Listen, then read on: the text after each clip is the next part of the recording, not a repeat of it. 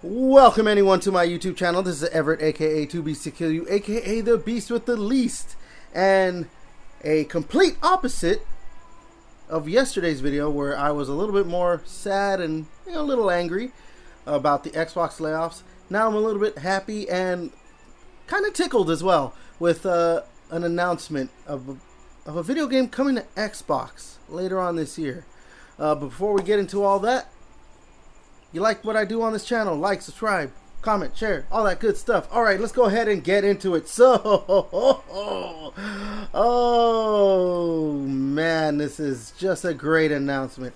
Helldivers 2 has been announced to be coming to the Xbox Series X and S consoles.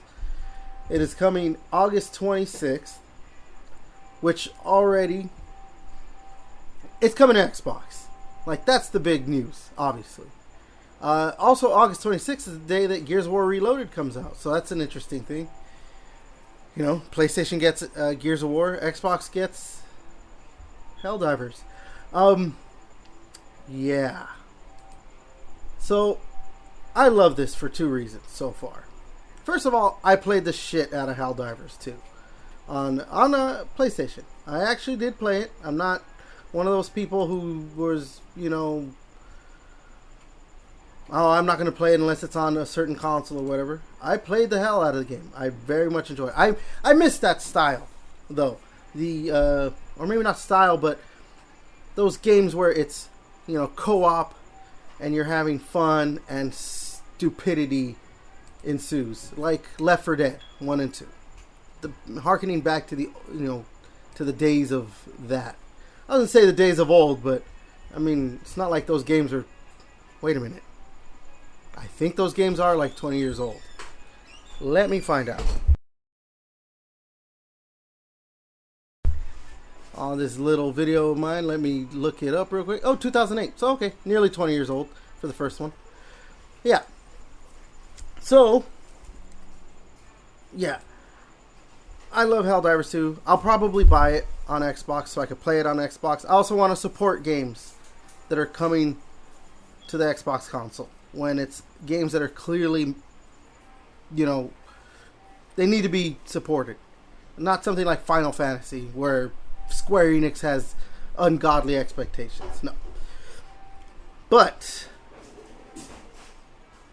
I also love this announcement for the other reasons. For another reason.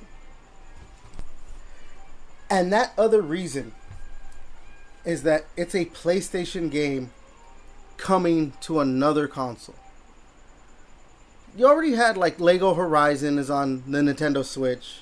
You have, MLB The Show, and then Death Stranding came out on the Xbox and all that. You have some PlayStation games coming to PC. You have all that. But there wasn't really like an actual, you could say MLB The Show and Death Stranding are PlayStation games, but 505 published Death Stranding on Xbox. MLB The Show is being published by MLB. And obviously, MLB owns the rights to its own, property and everything. They wanted more money. No. This is a PlayStation game.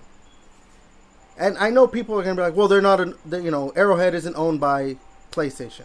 Which is already part of the narrative that a lot of PlayStation fanboys are coming up with. Oh, it's not, Arrowhead's not, so it doesn't count. It's a live service game, so it doesn't count. There's a lot of different stuff. But no, it's PlayStation publishing. It's being released by Nixxes Software, which is owned by PlayStation. So this is a PlayStation game, and I'm pretty sure too, PlayStation owns the rights to Helldivers, like completely. Not like Death Stranding, where Hideo Kojima owns the rights. MLB, like I said, MLB owns the rights. Or Lego Horizon's coming to Lego Horizon Adventures, I think it was called. Coming to Nintendo, which it's a Lego game, it's Lego. No, this is a PlayStation IP with significant work by a PlayStation studio to port over the game. And PlayStation Publishing, like that's what they're calling it. It's not saying PlayStation, it's calling it PlayStation Publishing. This is something that I've been talking about for months now. The Xbox, releasing games on other platforms was something that was, unheard of, yes. But it also made sense. You know, Microsoft spent, I think it was like $4 billion or something like that on Bethesda. They spent $69 billion, nice, on Activision. Who knows how much they spent on other, you know, I forgot altogether how much they've spent.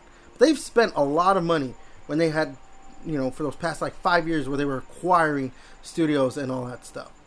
Like, it made sense with them that they were going to need to make that money back. And so they're going to publish on other platforms. And they have their Game Pass and everything. But, you know, Game Pass, you don't need to buy the game. You just spend your $20 a month and that's it. But Microsoft is also a $1 trillion company. I think they've just basically reached over that mark. So they can absorb cost and all that, even though they're doing all these cuts. And apparently, you know, adding on to that video I made yesterday, apparently all those cuts that the layoffs they had yesterday and the cancellations and everything was so they can free up money because they want to make their own AI infrastructure. But that's a whole other thing. So yeah, Microsoft can, at a certain point, absorb the cost of development. They won't, obviously, too, but they can. PlayStation isn't Microsoft. Sony isn't Microsoft. If I look up the Sony, how much Sony is worth, it's definitely not in the, you know, it's not 1 trillion, I can tell you that. Looking up real quick, Sony Group Corporation, $157 billion. Still a lot of money. A lot of money. Not 1 trillion. And obviously, too, Sony just doesn't allocate all that, you know, all their worth to PlayStation. Even though there's been stuff that's come out that Sony is more focused on PlayStation because, I mean, apparently that is where they make most of their money, I guess. Or make a bulk of their cash. I mean, you know, they have their movies. We don't talk about their Spider-Verse and everything. But yeah. Well, I guess it wasn't really a Spider-Verse.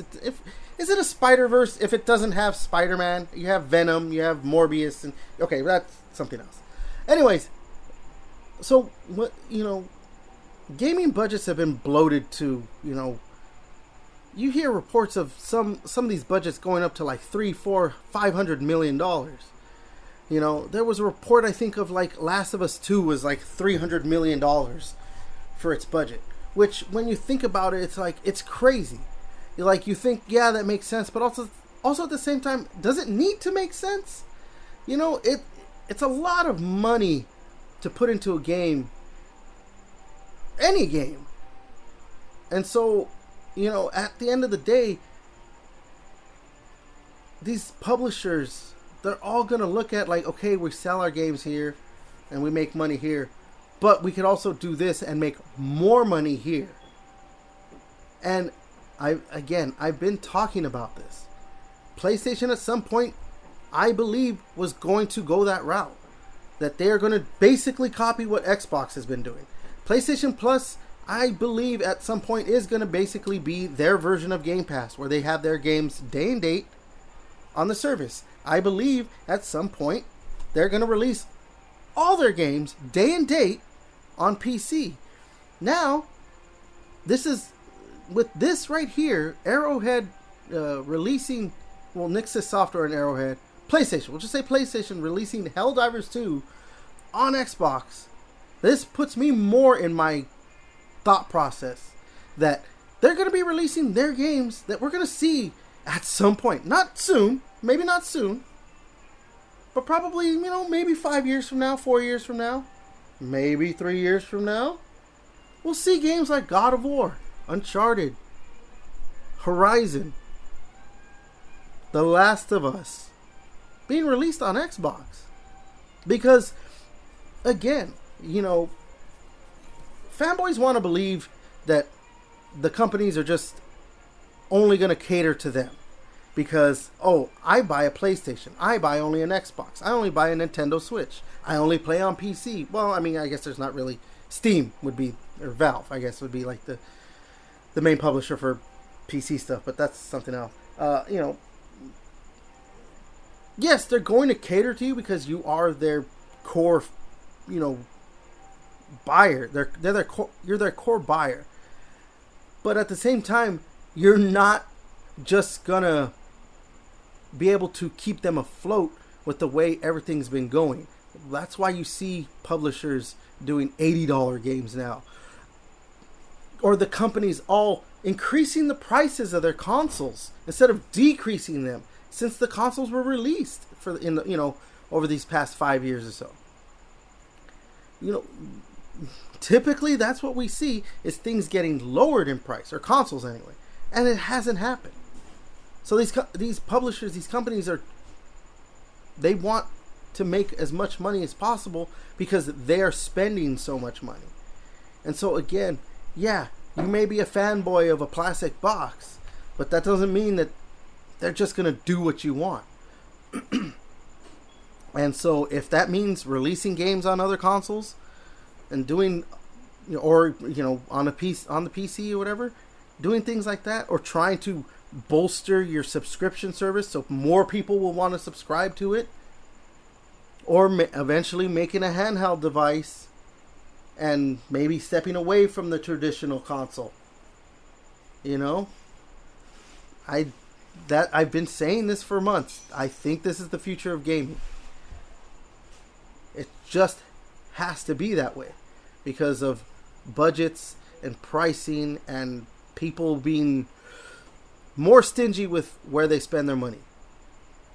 Because that's the other thing too. As much as PlayStation fanboys want to be like, oh, well, PlayStation gamers sell games. When you look at the console, their exclusives to console ratio of what they sell, it's never like 1-to-1. It's usually like a 4 consoles to 1 game sold.